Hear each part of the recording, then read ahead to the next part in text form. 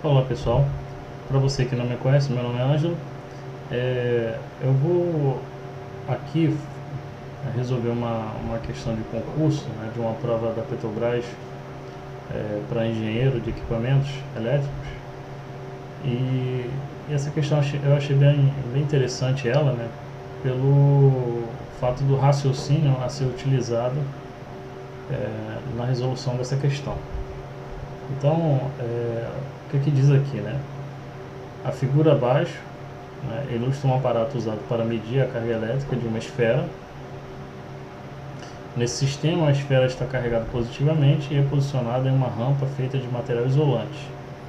E a tensão na fonte VE é ajustada de modo a manter a esfera em repouso. Ou seja, nesse caso aqui, ela é como se ela ficasse nessa condição aqui que ela está, conforme ilustrado na figura. Essa fonte de tensão é aplicada entre duas chapas metálicas condutoras grandes o suficiente para fazer com que o campo elétrico no seu interior seja considerado uniforme. Então, nós temos aqui o aparato, né, duas chapas, e aqui é aplicada uma fonte, né, ajustada, e aqui é produzido um campo elétrico, né. Então aqui tem uma base aqui onde a carga, né, esférica, ela está apoiada, ou seja, ela está numa condição aqui de repouso, né. Temos aqui uma distância entre as placas de 20 centímetros. E aqui, vamos lá. E diz o seguinte: em um determinado procedimento de medida foi utilizada uma esfera de massa igual a 20 gramas e o ponto de equilíbrio foi atingido ajustando-se a tensão na fonte VE para 10.000 volts. Aí considera-se aqui a aceleração da gravidade de 10 metros por segundo ao quadrado e conclui-se que a carga elétrica da esfera em microcoulombs é igual a. Então o que se deseja obter aqui? O valor da carga elétrica, né, dessa quantidade de cargas que tem aqui nessa carga, dessa esfera, e o valor, e a unidade de medida que se espera é em microcoulomb. Então,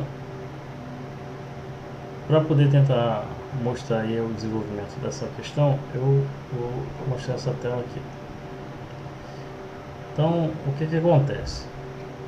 Como ele diz que o campo elétrico no interior das placas, entre as placas, são uniformes, né? Então a gente considera aí, né, essa representação aqui. Então eu tenho aqui uma carga positiva, né, onde eu tenho aqui placas separadas aqui por uma distância de 20 centímetros, um vetor campo elétrico aqui representado, aqui eu tenho uma fonte, e aí eu tenho alguns dados aqui, né, que já foi fornecido. Então, para facilitar, a gente tem que fazer algumas. O ideal é fazer aqui um desenho e considerar aqui as forças que estão atuando nessa carga, né? Considerando aí que o problema diz que essa carga está em repouso e que ao aplicar esse valor de tensão aqui de 10.000 volts, a carga ela se encontra numa condição de equilíbrio. Isso quer dizer que o somatório das forças que atuam sobre ela é igual a zero. Então, o que foi feito aqui? Eu redesenhei aqui a figura, né, o aparato que foi utilizado aí para realizar esse experimento. Então eu tenho uma carga aqui de massa M, né, e ela está aqui em repouso, né, e ela está numa condição de equilíbrio, ou seja, as forças o somatório das forças que atuam nela é igual a zero. Mas quais são as forças que atuam nessa carga? Então as forças que atuam nessa carga é a força elétrica, né, porque se ela está submetida aqui a um campo elétrico, certamente vai surgir aqui uma força sobre ela. Existe também aqui uma força peso, né? Essa força peso ela é vertical para baixo, né? E como essa carga ela está apoiada numa superfície, então nós temos aqui uma força que a gente chama de força normal, né, que é vertical para cima e é perpendicular ao plano aqui onde está a carga. Então essa aqui é a representação das forças que estão aqui atuando nessa carga. Nesse desenho aqui, o que eu fiz? Eu tentei traçar aqui alguns eixos, né? Eu podia usar aqui X, Y, Z e tal, mas eu preferia nomeá-los como A, B e C. Então aqui eu tenho o eixo A, que ele é paralelo aqui à inclinação dessa rampa aqui, né? Desse triângulo retângulo. Tem um eixo aqui que eu chamei de C, que ele é vertical para baixo, né? Que tá onde está aqui localizado o vetor o peso, a força peso. Tenho aqui o eixo B, que é perpendicular ao plano aqui da inclinação, né, desse aparato. Então a força normal ela está perpendicular a essa face, né? E eu tenho aqui uma força elétrica, né, que ela é paralela aqui a essa base, né? Lembrando que essa força elétrica ela tem componentes, ela pode ser decomposta aqui em seus componentes, que eu chamei aqui de componente FE1 e FE2. E para poder nós obtermos aí o que se deseja, que é o valor da carga, temos que encontrar aqui uma relação entre essas forças e a carga elétrica. Então tem algumas definições aqui, que é a seguinte: a força elétrica ela é definida como sendo um produto da carga elétrica pelo campo elétrico, né, produzido. Então aqui eu já introduzo aqui, né, a carga elétrica. Como não é dado o valor do campo elétrico, eu tenho que encontrar uma relação que possa, né, me fazer conhecer esse valor. E aí nós temos aí a seguinte relação, que a tensão, né, entre as placas, né, é igual ao campo elétrico vezes a distância entre essas placas, né? Então a diferença de potencial entre as placas ela pode ser definida aí pelo produto do campo elétrico vezes a distância entre as placas. Mas o que eu quero? Eu quero o campo elétrico. Por quê? O valor da força, a tensão da fonte eu tenho que ser dado, não é problema, e a distância também eu tenho que é dado. Então, isolando aqui o campo elétrico, eu vou dizer que campo elétrico é igual a tensão aplicada dividido pela distância entre as placas. E aí, pegando essa expressão aqui, inserindo ela nessa definição aqui de força elétrica, eu tenho que força elétrica é igual a carga vezes VE dE. Beleza. E aqui só para relembrar, né, que a força peso, né, o módulo da força peso é igual a massa vezes a aceleração da gravidade. E agora nós precisamos aí tentar conseguir encontrar o valor dessa carga, porque eu não tenho aqui o valor da força elétrica, né? Então ficaria difícil saber só usando essa expressão aqui. Então, para fazer isso, nós vamos partir do princípio que é dado aí no raciocínio que é dado no problema, que o somatório das forças é igual a zero. Mas vamos lembrar o seguinte aqui: a força elétrica ela tem as componentes aqui, né, FE2, né, que assim eu chamei, e a componente FE1. Se nós olharmos aqui para esses eixos, nós vamos verificar que a força, a componente FE2, né, ela pode ser projetada aqui para o eixo A, e ela fica aqui, né, nessa expressão, nessa posição. A gente pode representar ela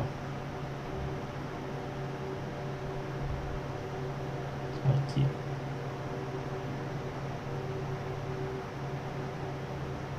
Então essa força é FE2, ela está aqui, ó.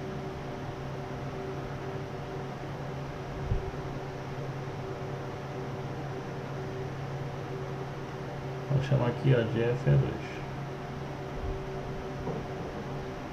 a componente da força FE. Beleza. E se nós observarmos, como a carga está em repouso, então eu não tenho movimento nessa direção aqui, né? Eu não tenho movimento no eixo B.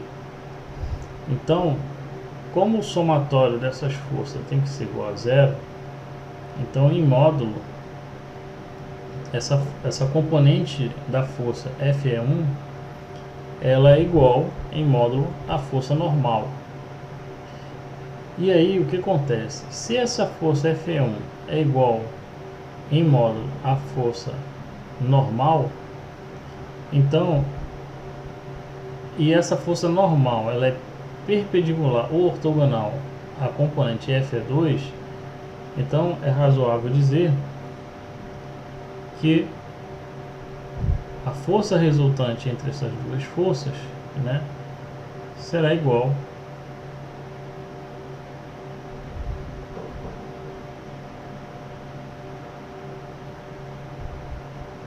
à força elétrica.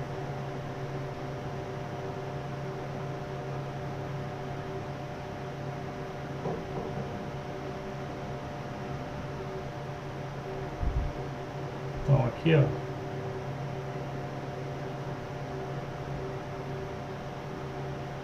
tenho a força elétrica.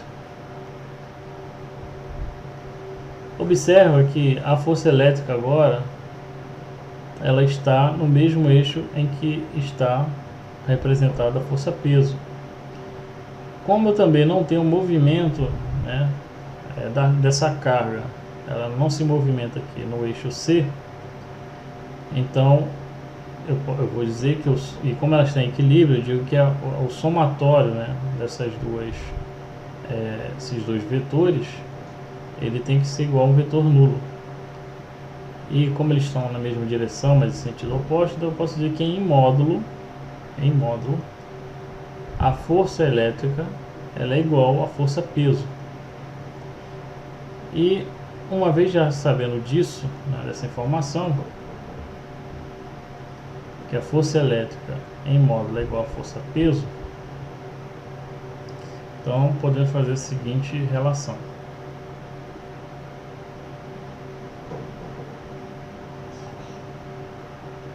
Vou dizer aqui que a força elétrica em módulo ela é igual à força peso. Se elas são iguais, a força elétrica é igual a carga vezes a tensão aplicada sobre a distância entre as placas, e a força peso é igual a massa da carga vezes a aceleração da gravidade. Veja que dessa equação aqui, o único dado que eu não tenho, que não é dado, é o da carga. Então, como se deseja conhecer o valor da carga, então eu vou isolar aqui a carga, então eu tenho que carga é igual, eu pego aqui, ó, a massa da carga vezes a aceleração da gravidade vezes a distância das placas, tudo isso dividido pela tensão da fonte. Então carga vai ser igual a massa da carga, 20 gramas. 20 gramas é igual a 20 vezes 10 a menos 2, né? Ou posso dizer que é igual a... vou deixar assim. Então, vou botar aqui, ó, 20 vezes 10 a menos 2. Vezes a aceleração da gravidade, que é 10. Vezes a distância... Opa, desculpa aqui um erro. A massa é 20 vezes 10 a terceira.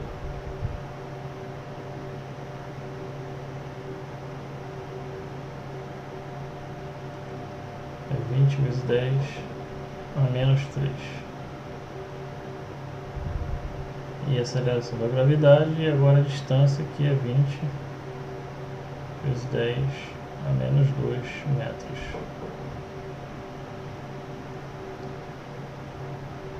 Tudo isso dividido por 10.000 volts, né? Ou eu posso dizer aqui 10 vezes 10 a terceira. Eu estou representando assim, embora não é o praticado, né? Esse número aqui, normalmente ele é menor que 10. Mas vamos lá.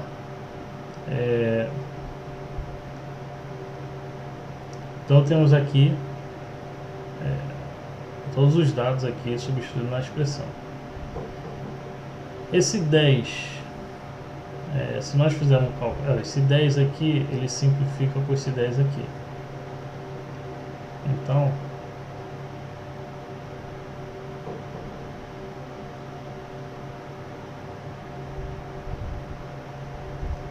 esse 10 aqui,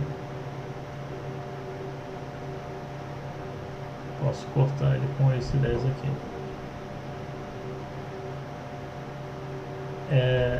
Esse 20,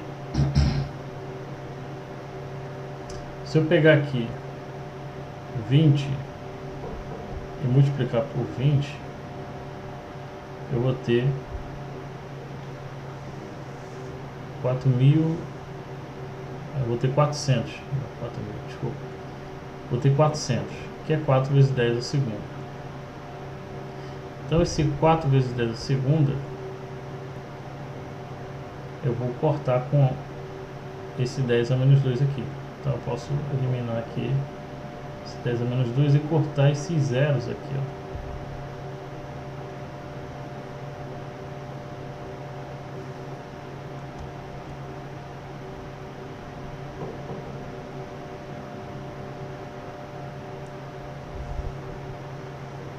Esse 10 a menos 3, esse 10 a terceira, passando ele para o numerador, ele vai ficar 10 a menos 3. Então eu vou ter o seguinte, que a minha carga é igual, eu vou reescrever aqui só para botar aqui, ó, 400 vezes 10 a menos 2 vezes 10 a menos 3, e esse 10 a menos 3 aqui ele sobe, esse 10 a terceira ele sobe no numerador, que vai ficar 10 a menos 3. Logo a carga vai ser igual 400 vezes 10 a menos 2 é igual a 4. Então esse carinha aqui sai com esses dois zeros aqui. 10 a menos 3 vezes 10 a menos 3 dá 10 a menos 6. Então a carga aqui vai ser igual a 4 vezes 10 a menos 6 coulomb. Porém, o que o programa está pedindo é que a carga seja dada em microcoulomb. Então a carga é igual a 4 microcoulomb. Então essa aqui é a resposta.